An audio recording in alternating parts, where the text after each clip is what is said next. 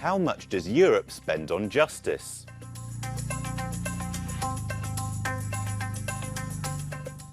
New figures released by the Council of Europe show that across the continent, countries spend significantly less on their respective justice systems than other public sectors. Europe only spends about 0.31% of its GDP on justice, amounting to €85.40 per inhabitant on average. The Council of Europe found that wealthier countries like Switzerland, Monaco and Luxembourg generally allocate a higher budget to the justice system, sometimes exceeding €200 per inhabitant. Less wealthy countries such as Montenegro, Ukraine and Bosnia and Herzegovina, on the other hand, devote a higher percentage of their GDP to justice. The Council says this reflects a greater effort in relation to their economic resources. Most of the justice budget around Europe is spent on the courts, about 2/3, with a quarter going to public prosecution and 11% on legal aid. While the amount spent on the former two has gone up, there's been a 16% decrease in legal aid spending since 2020, according to the Council of Europe. The conditions for obtaining it also vary. In some countries, specific categories of people, such as victims of domestic or sexual violence or asylum seekers, automatically benefit. In 2022, Europe had an average of 22 judges, 12 public prosecutors, and 180 lawyers per 100,000 inhabitants. However, there are huge disparities between countries due to differences in judicial systems and things like whether a country employs lay judges or not.